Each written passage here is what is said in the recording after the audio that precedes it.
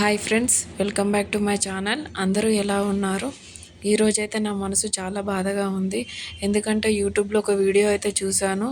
ఆ వీడియో చూసాకైతే నా మనసు అయితే చాలా చలించిపోయింది. లిటరల్లీ చెప్పాలంటే ఏడ్చేశాను. అదేంటో మీరు కూడా చూసేయండి. షాపూర్లోని పూర్ణిమ అనే స్కూల్లోనైతే ఆయమ్మ ఒక చిన్న పాపనైతే చాలా అంటే చాలా దారుణంగా అండి. అసలు మీరే చూడండి, చాలా అంటే చాలా దారుణంగా కొట్టింది. అసలు అసలు ఇంక చెప్పాలంటే ఆ పాప అసలు ఎట్లా తట్టుకుందో, అసలు అలా ఎలా కొట్టాలనిపించిందో ఆమెకైతే. దీనికి కారణం అయితే నేనైతే స్కూల్ యాజమాన్యం అనే చెప్తానండి. ఎందుకంటే ఇప్పుడు ఒక ఆయమ్మ ప్లేస్‌లో ఒకరిని పెట్టుకుంటున్నారు అంటే స్కూల్‌లో, వాళ్ళ ఫిజికల్ కండిషన్ ఏంటి, మెంటల్ కండిషన్ ఏంటి అని చూడకుండా అసలు ఎలా పెట్టుకుంటారండి? అసలు ఆమెను చూస్తేనే తెలుస్తుంది. ఆమె 60 సంవత్సరాలకు పైబడి ఉంటది. ఇప్పుడు మ్యాథ్స్ టీచర్‌నో, ఇంగ్లీష్ టీచర్‌నో జాబ్‌లో జాయిన్ చేసుకుంటున్నారంటే డెమో క్లాస్ తీసుకున్నాకనే జాయిన్ చేసుకుంటారు కదండీ! అలానే ఆయమ్మని జాయిన్ చేసుకునేటప్పుడు కూడా డెమో క్లాస్ తీసుకోవాలండి. వాళ్ళ ఫిజికల్ కండిషన్ ఏంటి, మెంటల్ కండిషన్ ఏంటి, వాళ్ళ పిల్లల్ని ఓపికగా చూసుకుంటారా లేదా అనేది తెలుసుకొని పెట్టుకోవాలి కదా!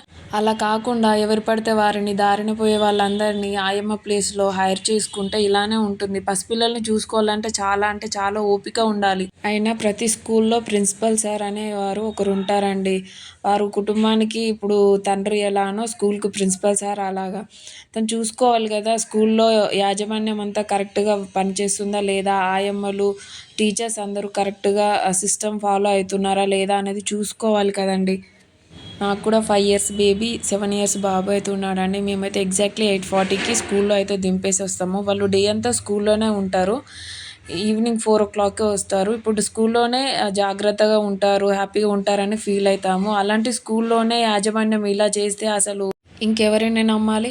క్రమశిక్షణ నేర్చుకుంటారనే గదండీ స్కూల్‌కి పంపించేది. అలాంటి స్కూల్లే క్రమశిక్షణ ఫాలో కాకపోతే ఎక్కడికి పోవాలి? ఎవరికి చెప్పుకోవాలి? ఇప్పుడు గవర్నమెంట్ పర్మిషన్స్ తోటి స్కూల్స్ అయితే రన్ చేస్తారు కదండీ! పర్మిషన్స్ ఇవ్వడమే కాకుండా అప్పుడప్పుడు ఆకస్మిక తనిఖీలు కూడా చేయాలండి.